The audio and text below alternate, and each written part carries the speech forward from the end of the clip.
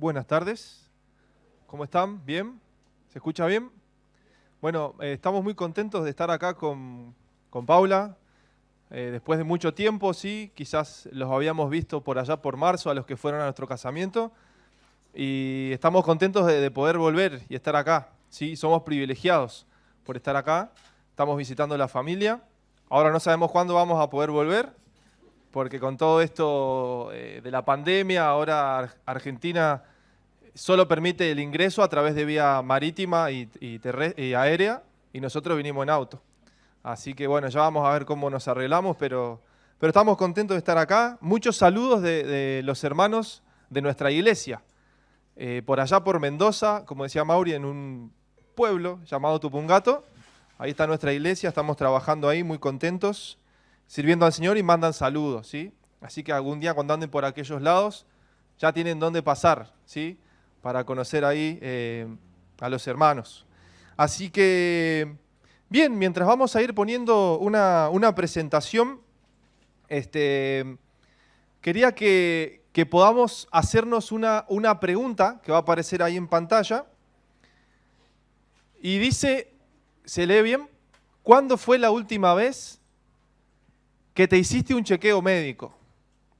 Quizás vos decís, pero vos sos doctor, como para preguntarme eso. No, yo no soy doctor. Pero los médicos aconsejan esto, ¿sí? Más o menos, Mauri, ¿cada cuánto se aconseja? Una vez por año si sos sano, si no, seguidito, un poco más seguido. Los médicos aconsejan esto. Lo ideal es que sea periódico y sabemos que es importante hacer esto, ¿sí o no? Porque se trata de nuestra salud física.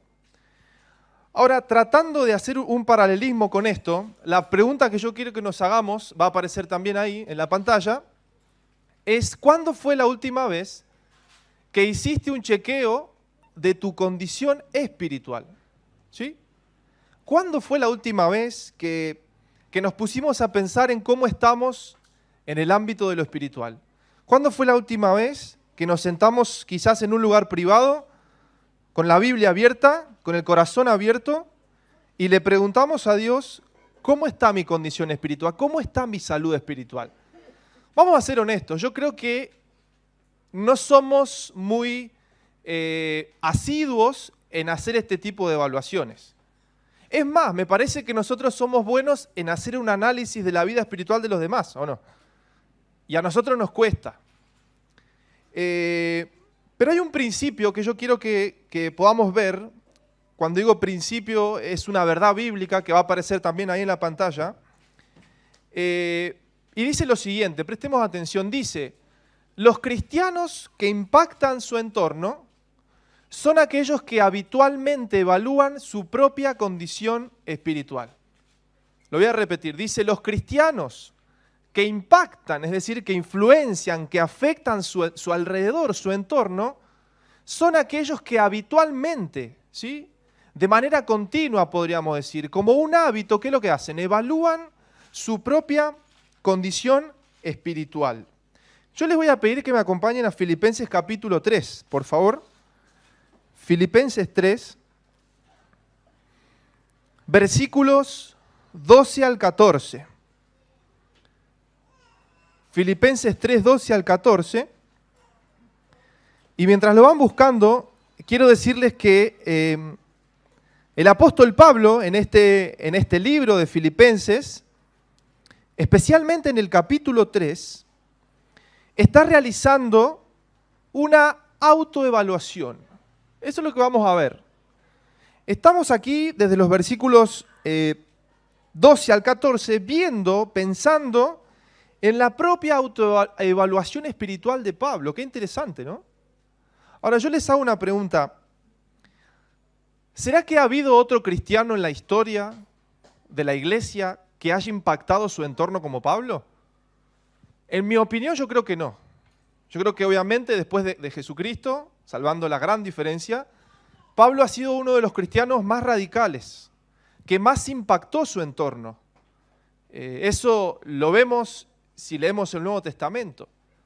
Y el principio que yo les decía recién, de que los cristianos que impactan su entorno son aquellos que habitualmente evalúan su condición espiritual, se demuestra por el hecho de que en estos versículos tenemos el autoexamen espiritual de Pablo.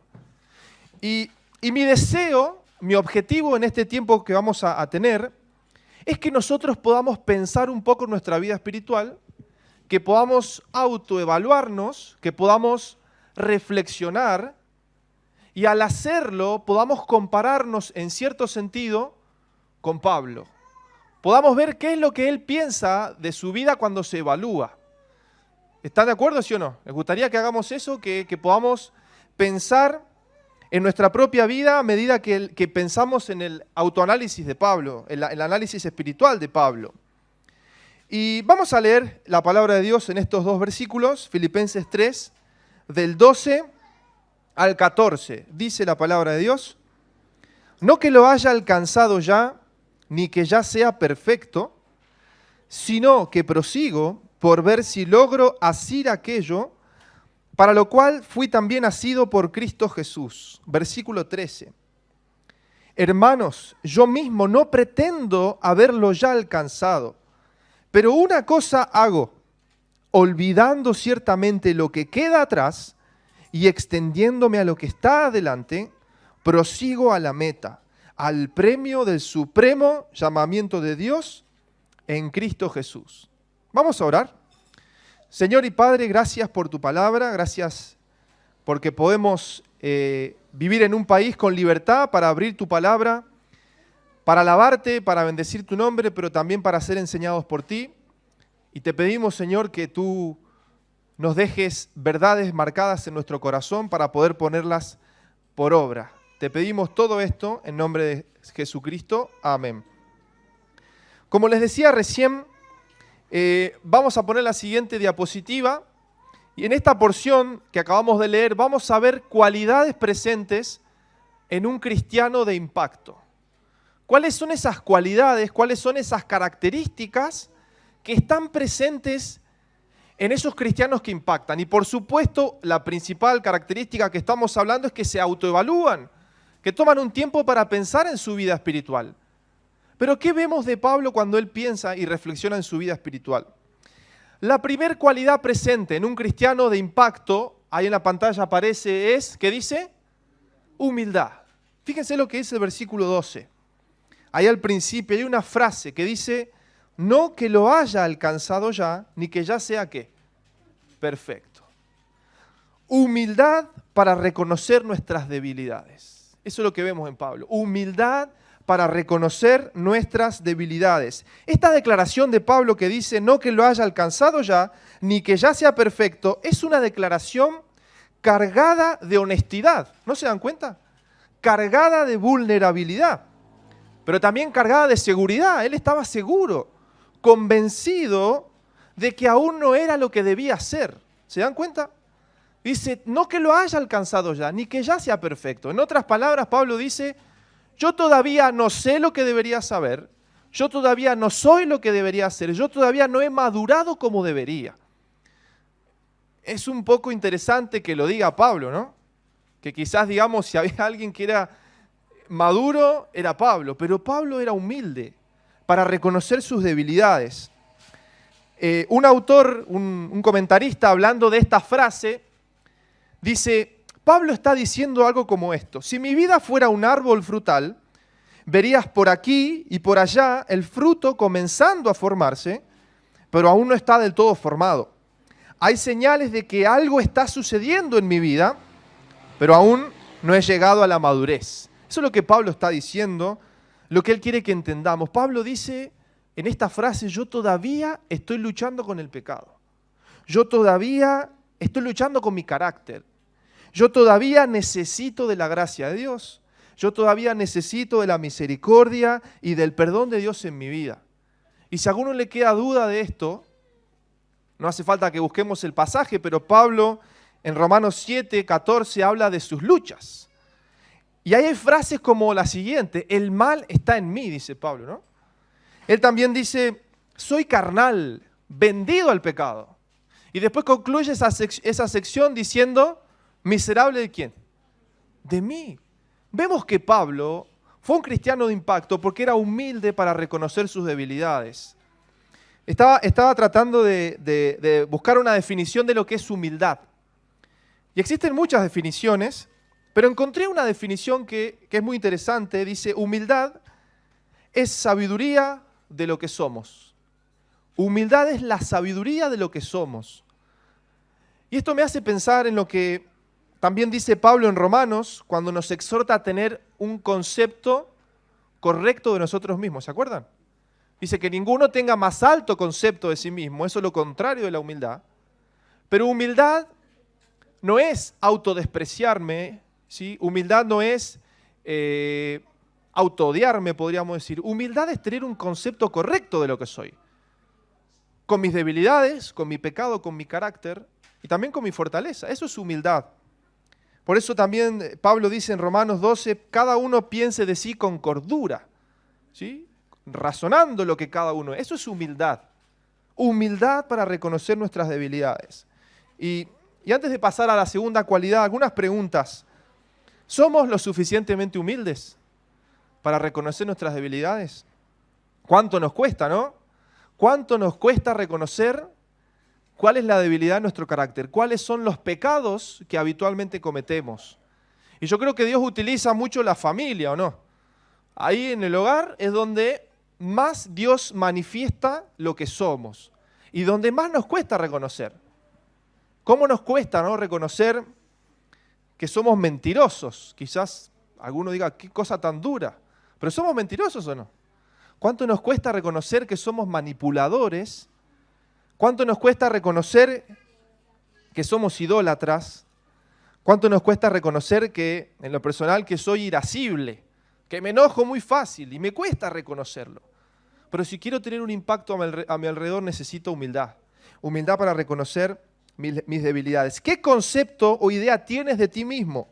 ¿Cuán honesto eres contigo mismo? ¿Saben qué, hermanos? Antes de pasar a la segunda cualidad, no va a existir transformación en tu vida a menos que seas humilde. ¿Escuchaste? No va a existir un cambio en tu vida a menos que seamos humildes. Porque la humildad es la llave del crecimiento. No va a haber cambio sin arrepentimiento, ¿estamos de acuerdo? Y para arrepentirme necesito ser humilde. No va a haber cambio, no creceremos a menos que empecemos a ver el pecado como lo que realmente es.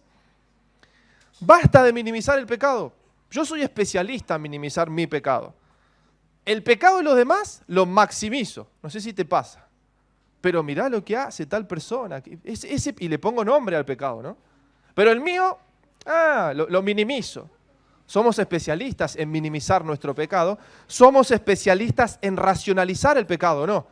No, lo que pasa es que yo hice esto porque el entorno es difícil, vivimos en un mundo que nos presiona y bueno, caí. Y racionalizamos, ponemos excusas al pecado. Pero basta de eso. Tenemos que ser humildes, humildes. ¿Cómo reaccionamos cuando Dios manifiesta nuestras debilidades? Pablo decía, no que lo haya alcanzado ni que ya sea perfecto. Primer cualidad, humildad para reconocer nuestras debilidades. Segunda cualidad, va a aparecer en pantalla, compromiso. Fíjense el versículo 12, cómo continúa Pablo, dice, no que lo haya alcanzado ya ni que ya sea perfecto, sino que prosigo por ver si logro asir aquello, para lo cual fui también asido por Cristo Jesús. Compromiso para alcanzar el propósito de Cristo. Pablo fue un cristiano que impactó su entorno porque él pensaba en su vida espiritual a menudo y cuando él pensaba reflexionaba en cómo estaba. Él era humilde, pero él también estaba comprometido con el propósito de Cristo. Otra versión de esta frase dice, sigo adelante, esperando alcanzar aquello para lo cual Jesús me alcanzó a mí. ¿Qué es tener un compromiso? ¿Qué piensan? A ver, puedo escucharlos. ¿Qué es tener un compromiso? A ver qué piensan. Buena pregunta, ¿no? Nos cuesta. ¿Cómo? Una responsabilidad. ¿Cómo?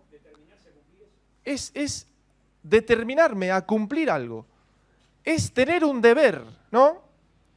Es una obligación contraída. Eso es un compromiso. ¿Y Pablo con qué tenía un compromiso en su vida? ¿Se dieron cuenta? Dice, prosigo por ver si logro qué cosa, asir aquello para lo cual fui también asido por Cristo Jesús. ¿De qué está hablando acá? Del propósito, de la razón por la cual Cristo lo alcanzó a él. Y Pablo tenía un propósito, un compromiso con ese propósito. Pablo tenía un deber. Yo pienso que Pablo recordaba durante toda su vida lo que se relata en Hechos 9. ¿Qué se relata en Hechos 9? La conversión de Saulo de Tarso, cuando aparece Cristo y Saulo cae ahí, queda ciego y Cristo le revela cuál es el propósito. Yo creo que Pablo siempre recordaba ese propósito. Por eso él quería proseguir para alcanzar ese propósito. ¿Y cómo se resume el propósito de Jesús en la vida de Pablo? Pablo lo dice en Gálatas, yo se los leo, 1, 15 y 16. Pablo expresa ese propósito y dice, pero cuando agradó a Dios, que me apartó desde el vientre de mi madre, y me llamó por su gracia, y acá, revelar a su Hijo en mí, para que yo le predicase entre los gentiles. ¿Cuál era el propósito de Jesús para la vida de Pablo? Revelar ¿a quién? A Cristo, en su vida primeramente, y también en su predicación. Entonces, si tuviéramos a Pablo acá y le preguntamos, Pablo, ¿cuál es el propósito por el cual vivís? Él nos diría, yo vivo, yo existo, Jesús me salvó para revelarlo a Él. En mi vida, en mi carácter, en mi forma de ser, en mi vida cotidiana, pero también en mi predicación. Y eso es un compromiso que Pablo tenía asumido. ¿Saben qué, hermanos? Yo me temo y tengo temor de que muchas veces los cristianos no somos conscientes de lo que significan ciertas cosas, las entendemos quizás teóricamente, las comprendemos, somos conceptuales, pero somos quizás un poco débiles en la práctica. ¿Cómo se ve una persona que está comprometida con el propósito de Cristo? ¿Cómo será que si la observamos en un video de su día cotidiano, cómo se verá ahí que hay compromiso? Yo pensaba y anotaba, yo creo que primeramente va a ser una persona que está luchando por su santidad personal, porque yo quiero revelar a Cristo, ¿no? Yo pienso que voy a ver una persona que evangeliza, que predica el evangelio, que comparte las buenas nuevas, que tiene folletos en su mochila para compartir en la calle, que tiene folletos en su auto, que evangeliza. Eso es estar comprometido con el propósito de Cristo. ¿Cómo más se ve? Se ve en una persona que influencia la vida de los demás, que se involucra en el discipulado. Es tan simple como lo que hemos oído siempre, ¿no? Evangelismo y discipulado. Santidad. Eso es estar comprometido con el propósito de Cristo. Y hay algo más que manifiesta si estamos comprometidos con el propósito de Cristo. ¿Y saben qué es? El amor por la iglesia local, ¿o no? Porque la iglesia local es el plan de Dios para alcanzar este mundo perdido. Es el plan A de Dios, y no hay plan B, ¿estamos de acuerdo? Es la iglesia local. Y si hay un cristiano comprometido con el propósito de Cristo, va a amar la iglesia local, va a ser miembro de la iglesia local, va a buscar vivir el unos a otros en la iglesia local, va a sujetarse a sus autoridades en la iglesia local y va a procurar edificar la iglesia con sus dones. No va a dividir la iglesia. Eso es estar comprometido con la iglesia local y con el propósito de Cristo. Algunas preguntas antes de ver la tercera cualidad. ¿Y nosotros? ¿Cuán comprometidos estamos con el propósito de Cristo? Cristo nos alcanzó con un propósito. ¿Crees eso, sí o no? Le hemos conocido con un propósito. Él nos alcanzó con un propósito. Y la Biblia, no vamos a leerlo, pero está llena de los para de Dios. Es decir, alcanzados para. Por ejemplo, Efesios dice que fuimos predestinados para alabanza de la gloria de su gracia. En Romanos 8 dice que fuimos, a los que antes conoció, los predestinó para que fuesen hechos conformes a la imagen de su Hijo. Otro para. Juan 15, 16. Dice, no me elegisteis vosotros a mí, sino que yo os elegí a vosotros y os he puesto para que vayáis y llevéis fruto y vuestro fruto permanezca. Pedro también dice el propósito de Cristo para nuestras vidas. Y dice que somos linaje escogido, real sacerdocio, nación santa, pueblo adquirido por Dios. ¿Para qué? ¿Se acuerdan? Para que anunciéis las virtudes de aquel que os llamó de las tinieblas a su luz admirable. Conocemos el propósito de Cristo. La pregunta es, ¿estamos comprometidos con Él? Yo soy sincero, intento ser sincero Y quiero reconocer que muchas veces me pasa, y estoy seguro que si sos un ser humano, te pasa, y es que estamos más comprometidos con otras cosas, ¿o no? Estamos más comprometidos quizás con el trabajo, estamos más comprometidos con el progreso económico, estamos más comprometidos con el estudio, con la formación, con la familia, con amistades, con nuestro prestigio. Pero ¿cuánto pesa el propósito de Cristo en nuestro corazón? A mí me encanta porque Pablo decía, yo prosigo por hacer aquello para lo cual Cristo me alcanzó a mí. Y cuánta necesidad tenemos de sentir en nuestro corazón una carga más grande, un peso más grande por el deber de cumplir con ese propósito, ¿no? Cuánto nos pesa la salvación de las almas, cuánto nos pesa el crecimiento espiritual de los hermanos, cuánto nos pesa la iglesia. Pablo fue un hombre que impactó su entorno porque era humilde para reconocer sus debilidades, porque tenía un compromiso con el propósito de Cristo. Los últimos dos, versículo 13. Acompáñenme a versículo 13. Fíjense, estamos en Filipenses 3:13, no se me duerman, dice, hermanos, yo mismo no pretendo haberlo ya alcanzado, acá vemos otra vez su humildad, y miren ahora, pero una cosa hago, ese una cosa hago es digno de ser subrayado, una cosa hago, está bueno que lo tengas bien marcado en tu Biblia, enfoque para no distraernos en el camino. Tercer cualidad, enfoque para no distraernos en el camino. Ese una cosa hago nos habla de enfoque. ¿Qué es el enfoque? ¿Qué es estar enfocado? ¿Vieron los fotógrafos?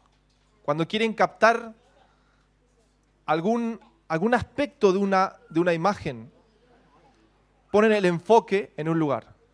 Un francotirador, cuando quiere cazar o matar, tiene ahí un lugar por donde puede enfocar, donde apunta la bala. Esa es la idea ahí, enfoque. Y yo creo que Pablo sabía que en la vida existen muchas distracciones, ¿o no? En la vida existen gran cantidad de distracciones. Yo creo que una de las estrategias más usadas por Satanás son las distracciones. No sé si te has puesto a pensar en la cantidad de distracciones que tenemos hoy en día. Innumerables distracciones. Y Satanás utiliza, para mí, distracciones conforme a la etapa en la que vamos viviendo. Él siempre quiere distraernos. Y Pablo sabía eso. Por eso él dice, una cosa hago, en una cosa me enfoco. Dirijo toda mi atención a una sola cosa. Dedico todo mi interés a una sola cosa. ¿Y cuál era ese enfoque de Pablo? Buena pregunta, ¿no? ¿A dónde apuntaba él la mira? ¿A dónde apuntaba? Si leen el versículo 8, fíjense el mismo capítulo, versículo 8, vamos a ver cuál era el enfoque de Pablo.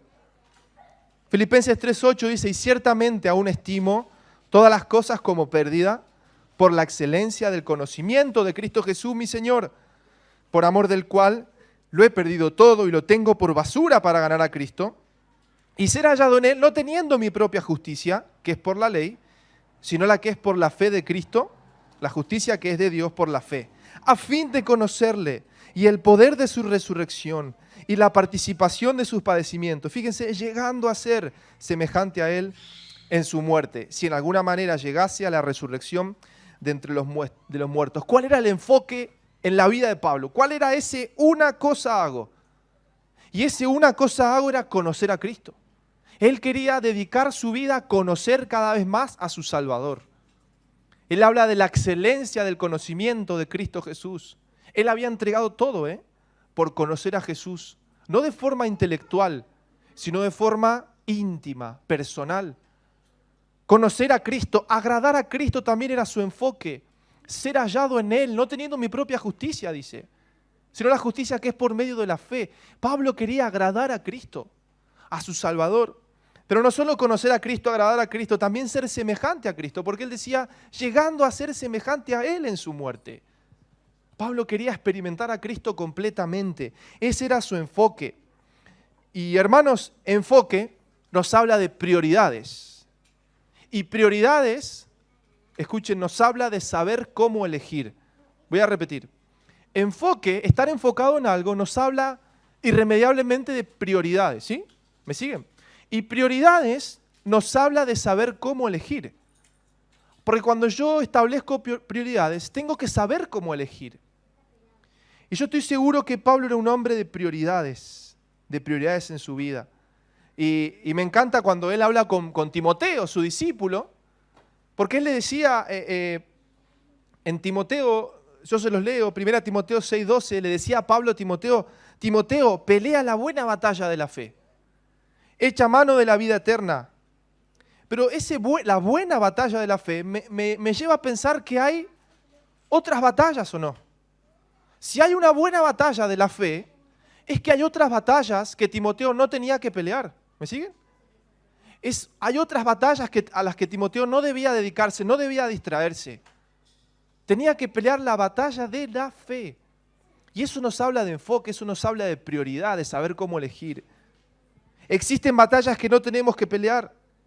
Existen batallas que nos distraen, nos roban la fuerza y la atención. Timoteo pelea la batalla de la fe. Pregunta, antes de ver la última cualidad. ¿Estamos enfocados en lo que realmente es importante? ¿Cuán enfocados estamos en lo que realmente es importante, que es ser como nuestro Salvador? Esa frase muy conocida, pero que nos pasa siempre. Lo urgente termina ocupando el lugar de ¿qué? De lo importante. Y es verdad. Muchas veces las urgencias de la vida nos van distrayendo de lo importante. Distracciones en la vida. Se me viene a la mente un texto del mismo Pablo para la iglesia de Corinto. En 2 Corintios se lo voy a leer 11:3 que dice, pero temo, dice Pablo, que como la serpiente con astucia engañó a Eva, vuestros sentidos, vuestra mente, vuestro pensamiento, podríamos decir, sean de alguna manera extraviados, desviados, desenfocados, distraídos de la sincera fidelidad a Cristo. Cuidado con distraernos. Necesitamos enfocarnos en lo que realmente es importante. ¿Cómo estás con tus distracciones? Cuidado con los pasatiempos, cuidado con cosas que te desenfocan. Hay pasatiempos y distracciones que no son malas en sí mismas, pero son perjudiciales cuando roban nuestra atención de lo más importante de la vida. Hay un autor que dijo, fíjense qué interesante lo que él decía, dice, usted y yo vivimos en una época donde solo una rara minoría de individuos desean ocupar sus vidas en la búsqueda de objetivos que sean mayores que ellos mismos. En nuestra era, para la mayoría de las personas, cuando mueran, serán como si nunca hubieran vivido.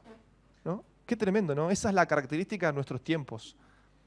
Estamos abocados a lo terrenal. Y cuando muramos, va a ser como si nunca hubiésemos existido. Dediquémonos a lo importante, a lo eterno. Entonces, si queremos ser cristianos de impacto, evaluemos nuestras vidas espirituales. ¿Somos humildes para reconocer nuestras debilidades? ¿Tenemos compromiso con el propósito de Cristo? ¿Estamos enfocados para no distraernos en el camino? La última cualidad. Versículo 13 y 14. Dice la palabra de Dios. Hermanos, yo mismo no pretendo haberlo ya alcanzado, pero una cosa hago, fíjense, olvidando ciertamente lo que queda atrás y extendiéndome a lo que está delante, prosigo a la meta, al premio del supremo llamamiento de Dios en Cristo Jesús. Yo cuando leo esto, ¿saben qué siento? Que Pablo es un hombre apasionado por las cosas correctas.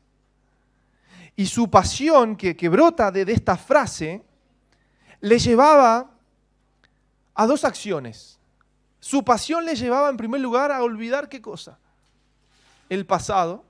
Y su pasión le llevaba a extenderse ¿hacia dónde? Hacia adelante, hacia el futuro. Pablo, podríamos decir, tenía una ambición santa. Pablo tenía una energía indomable, una inconformidad santa. Yo creo que muchas veces los cristianos no tenemos esta pasión. Tenemos pasión por nuestro club de fútbol, tenemos pasión por un partido político, por mencionar algo, tenemos pasión por un montón de cosas, pero no tenemos la pasión que tenemos que tener. Obviamente somos de acá del Río de la Plata y si salimos campeones del mundo, es increíble, ¿no? A mí me contaron que acá cuando ganaron también salieron todos a festejar, inundaron las calles y todo un festejo. Bueno, allá pasa lo mismo. Apasionados, ¿no? Imagínate que está jugando Uruguay la final del Mundial en el último minuto y viene Suárez, se esquiva un montón y la clava en el ángulo. ¿Cómo vas a gritar el gol? Pregunta tonta, preguntarle a los uruguayos eso, ¿no? Pero somos apasionados, ¿no? Pero cuán pocos somos apasionados por lo correcto, ¿no? Y Pablo era un hombre apasionado. Tenía una energía indomable para olvidar el pasado. Yo pienso que Pablo recordaba las palabras del Señor Jesús cuando él dijo: ninguno que poniendo su mano en el arado mira hacia atrás es apto para el reino de Dios. Pablo recordaba eso. Y olvidar el pasado, ¿qué implica, hermanos? Seamos prácticos. ¿Qué implica olvidar el pasado? ¿Saben qué es? Es no vivir atrapado en victorias pasadas. No vivir atrapado en victorias del pasado. Muchas veces nos pasa que estamos viviendo en el pasado. No, pasa que antes, cuando yo iba a la iglesia, cuando yo salía y evangelizaba, y estamos siempre en las victorias pasadas. Y le prediqué y se convirtieron, y yo trabajaba en ese ministerio. Es lindo recordar, ¿no? Pero vivimos a veces atrapados en las victorias pasadas. Y yo me pregunto, ¿dónde están las victorias del presente? ¿O no? ¿Dónde están las victorias del presente? Pablo olvidaba el pasado y eso implicaba no vivir atrapado en las victorias pasadas. Pero también implicaba olvidar el pasado, escuchen, no ser estorbados por las maldades pasadas. No solo las victorias, las maldades pasadas. Sucede mucho que a veces como creyentes vivimos atrapados en lo malo que éramos, en lo pecadores que éramos. Y vivimos atrapados y esas maldades nos atrapan y nos frenan. ¿Pablo podría haber vivido atrapado en las maldades pasadas o no? ¿Podría? Él era Saulo de Tarso, él mataba a cristianos. Pero él dijo, yo no voy a permitir que mi pasado me paralice. Hoy muchos de nosotros los creyentes vivimos lisiados espiritualmente. Porque permitimos que las maldades pasadas nos frenen. No, no, no. Jesús dijo que cualquiera que, la palabra de Dios dice que el que está en Cristo, ¿qué es lo que es? Nueva criatura es. Las cosas viejas pasaron. He aquí todas, no dice algunas, todas son hechas nuevas. Yo creo que la memoria de nuestro pasado nos tiene que servir como un impulso para seguir avanzando y no para frenarnos. Como un recuerdo de la gracia inmensurable, como Mauri hablaba recién, de nuestro Salvador. Pero cuidado con el pasado. Otra acción, terminando, que Pablo hacía porque era apasionado. Olvidaba el pasado, pero se extendía hacia adelante. Ahí el texto dice que cuando él veía hacia adelante, ¿qué es lo que veía él? Dice, yo prosigo ¿a dónde? A la meta, al premio del supremo llamamiento de Dios en Cristo Jesús. Esa palabra ahí, extendiéndome a lo que está adelante, es muy interesante. Esa palabra extenderse da la idea de un atleta que está en una maratón a punto de llegar a la línea de meta y que para llegar primero, ¿qué es lo que tiene que hacer? Tirarse, extenderse, estirar los brazos, la cabeza. La idea de extenderse habla de un músculo que se estira al máximo. Habla de esfuerzo, ¿no? Habla de soportar el dolor. Y Pablo vivía su vida así, se extendía.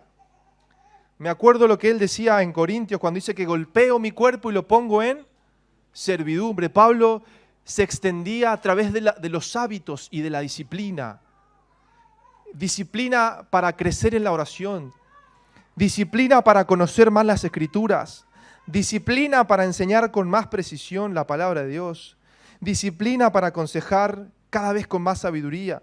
Disciplina para testificar con más poder. Hermanos, si no aprendemos a ser disciplinados en cultivar los hábitos espirituales, nunca vamos a crecer.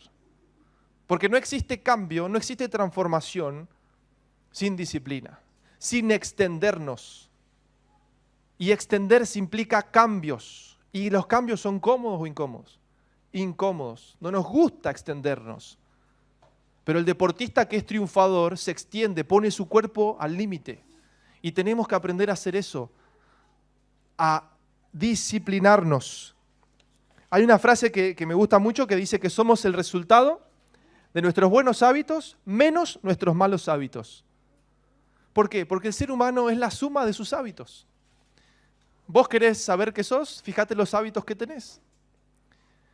Fíjate los malos hábitos que también tenés. Eso es lo que somos como cristianos, como personas. Entonces tenemos que buscar la disciplina. Hay un sabio romano que existió hace mucho tiempo, llamado Catón. No sé si alguien lo conoce. ¿Está vivo todavía? No, mentira. Dice, fíjese lo que dice este sabio romano. En un registro histórico dice que él comenzó a estudiar griego cuando tenía más de 80 años de edad. Un idioma. Cuando se le preguntó por qué estabas asumiendo una tarea tan difícil a su edad, él respondió, es la edad más temprana que me queda. Sabio, ¿no? Porque cualquiera podría pensar, pero ya estaba un poco viejo para aprender un idioma, ¿no? Y él dice, ¿pero por qué? Si es la edad más temprana que me queda. Yo todavía tengo tiempo y quiero aprenderlo. Eso nos habla de pasión por extenderse, ¿no? Y tendríamos que ser así como creyentes. Último lugar, terminando. Fíjense lo que va a aparecer ahí en la pantalla. Hace un tiempo se realizó una encuesta en Estados Unidos a personas que eran mayores de 90 años. Y se les preguntó esto. Si pudiera vivir su vida de nuevo, ¿qué haría diferente? Interesante la pregunta, ¿no? Personas mayores de 90 años, quizás podríamos pensar ya en los últimos años de su vida. Si pudiera vivir su vida de nuevo, ¿qué haría diferente? Y saben que las respuestas eran diversas, pero hay 3 respuestas que se repetían. 3 respuestas que eran generales en los encuestados, y son las siguientes. Dice, reflexionaría más. Interesante, ¿no? Reflexionaría más. Segundo lugar, arriesgaría más.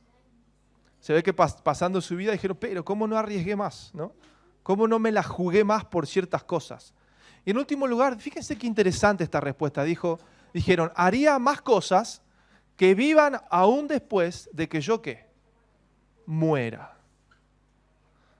Estas son personas que seguramente no conocían a Dios. Pero interesante la reflexión de ellos. Dicen, yo reflexionaría más. ¿Y por qué yo traigo esta encuesta para terminar? Porque yo creo que nosotros podemos aprender de esto. ¿No tenemos que reflexionar más? ¿Sí o no? Vivimos acelerados, no paramos a pensar. No paramos a pensar a dónde nos están llevando nuestras decisiones. Tenemos que reflexionar más. Quizás acá hay alguna persona que nunca ha reflexionado en su vida espiritual y que no sabe dónde va a pasar la eternidad. La Biblia dice que Dios ha puesto eternidad en nuestros corazones. Somos seres espirituales con alma eternos. No somos simplemente cuerpo, como hoy en la sociedad se intenta decir. No somos animales evolucionados. No somos simplemente materia. Tenemos eternidad en el alma. Tenemos un sentido de eternidad. Vos vas a cualquier tribu y cualquier época en el medio de la selva y vas a ver que esa tribu, esas personas tenían un sentido de eternidad. Por eso adoraban al sol, a la creación y distintas cosas. Porque Dios ha puesto ese sentido de eternidad. Y hablando de la reflexión, yo le pregunto a esas personas que están acá, que nunca han reflexionado en su vida espiritual, ¿a dónde estarás por la eternidad? ¿A dónde estarás por la eternidad? Mirá, vos quizás decís, yo no creo en la Biblia, yo no creo en la eternidad, yo no creo en el cielo o en el infierno. Mirá, perdón que lo diga de esta manera, pero no importa si lo creas, no lo crees o no, porque es verdad. Que vos digas que algo es mentira no va a cambiar la realidad. Es verdad, porque la Biblia lo dice. ¿Amén o no? La Biblia lo dice. ¿Dónde vas a pasar tu eternidad? Hoy Mauri nos hablaba de la obra de Cristo y yo te animo a que hoy, si nunca has pensado en tu vida espiritual, hoy lo hagas y le entregues tu vida a Cristo. Él puede salvarte. Él puede salvarte. Pero para los creyentes tenemos que reflexionar más en nuestra vida espiritual. Si queremos ser de impacto, reflexionemos más. Arriesgaría más. ¿Cuántas veces arriesgamos por cosas que no tienen valor? ¿Cuántas veces arriesgamos nuestro tiempo, nuestra familia, por el progreso económico, pero no arriesgamos muchas cosas por el Salvador, por compartir el Evangelio? Tenemos que arriesgar más por lo que realmente vale. Asumir riesgos por el Salvador. Y haría más cosas, en tercer lugar, que vivan aún después de que yo muera. ¿En qué estás invirtiendo tu vida? Mirá, estas personas, estos abuelitos, se daban cuenta que se les acabó la vida. Y quizás dedicaron sus vidas a cosas que iban a perecer en la tierra. ¿Qué es lo único, les pregunto, que va a existir después de que yo muera? ¿Saben qué es? La palabra de Dios, las almas de los hombres y la iglesia de Dios. Esas cosas son indestructibles. La palabra de Dios, el alma y la iglesia. ¿Qué mejor que invertir nuestra vida en eso que realmente va a perdurar? Hoy recordábamos un anciano, como Nelson nos decía, que hoy lo recuerdan porque él dedicó su vida a cosas que van a vivir después de que él muera. Y él va a morir algún día y lo vamos a seguir recordando porque se dedicó a lo que realmente vale. ¿En qué estás invirtiendo tu vida? Lo único que permanecerá después de nuestra muerte es el legado espiritual que dejamos en los demás. Vamos a orar, hermanos, pidiéndole a Dios que podamos reflexionar en nuestra vida espiritual, que en algún momento de estos días, delante de la Biblia, en privado, te preguntes, ¿cómo está mi vida espiritual? ¿Cómo está mi condición espiritual? Y aprendamos de Pablo, un hombre que impactó su entorno, porque era un hombre que a menudo pensaba en su propia situación espiritual. Vamos a orar. Querido Padre, querido Señor, gracias, Padre, por tu palabra y gracias por el ejemplo de hombres como el apóstol Pablo, hombres y mujeres de Dios que han vivido en la historia de la iglesia y que han sido humildes, que han vivido vidas apasionadas, comprometidas con tu propósito y que han vivido enfocados sin distraerse, que podamos ser cristianos como ellos y que podamos, Señor, como decíamos recién, vivir para lo que realmente va a perdurar después de que muramos, que es tu palabra, que es conocer a Cristo, que es tener intimidad con Él, que es hablar del mensaje de salvación a este mundo que se pierde. Gracias, Señor, por este grupo de hermanos. Te pedimos que podamos vivir tu palabra en nombre de Jesús. Amén.